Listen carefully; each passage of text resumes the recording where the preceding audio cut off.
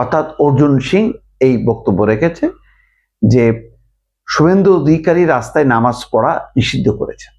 ভারতের অনেকগুলো রাজ্যে, স্বয়ং একেবারে দিল্লিতেই দেখেছেন যে নামাজ পড়ারত মানুষের পেছনে, মুসল্লির পিছনে যে পেছন দিক দিয়ে পুলিশ লাথি মারতে। এখন আমি এই নির্বাচনের পরপরই বলেছিলাম যে শুভেন্দু অধিকারী ক্ষমতা আসার সাথে সাথে মুসলমানদের শান্তি নষ্ট হয়ে গেল। সেখানে যারা বাংলাদেশ থেকে বহু আগে যারা স্থায়ী হয়েছেন পশ্চিমবঙ্গের বিভিন্ন প্রান্তে, তারা আতঙ্কে থাকবে এবং বিরোধী দলকে মোকাবেলা করা হবে যে তাদের দলের অধিকাংশ সদস্য বা সমর্থক অনুপ্রবেশকারী বাংলাদেশি মুসলমান, এবং তাদেরকে আস্তে আস্তে পশ্চিমবঙ্গ ছাড়া করার একটা প্রক্রিয়া শুরু হবে। এবং তার একটা ওই অংশ, সে যে মুসলিম বিরোধী এবং কোনো কোনো রাজ্যে এইগুলো নিয়ে দলমত নির্বিশেষে সবাই প্রতিবাদ করেছে।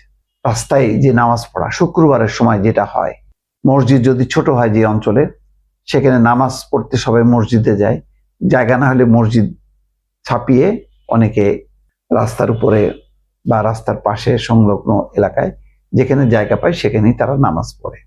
এটা রীতি, এটা যেমন বাংলাদেশেও হয়, এটা ভারতেও হয়। এতকাল সমস্যা হয়নি, কিন্তু বিজেপি যেখানে যেখানে ক্ষমতায় আছে সেখানে সেখানে সেই সমস্যাগুলো হচ্ছে।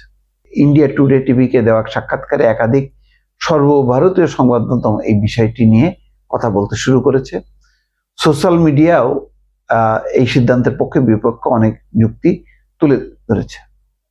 ইন্ডিয়া টুডে টিভিকে অর্জুন সিং বলেন, ক্যাবিনেট মিটিংয়ে মুখ্যমন্ত্রী একাধিক নির্দেশ দিয়েছেন। রাস্তায় নামাজ পড়া বরদাস্ত করা হবে না। মসজিদে নামাজ পড়লে কোনো আপত্তি নেই, কিন্তু রাস্তায় পড়া যাবে না। এটা বলে একটা প্রাথমিক একটা ধারণা দিল যে তুমি মসজিদের মধ্যেই ঢুকে নামাজ পড়বা, তার বাইরে নামাজ পড়তে পারবা না। এর আগেও একাধিকবার বিজেপির বিভিন্ন নেতাদের রাস্তা আটকে নামাজ পড়ার বিরুদ্ধে কথা বলতে শোনা গেছে।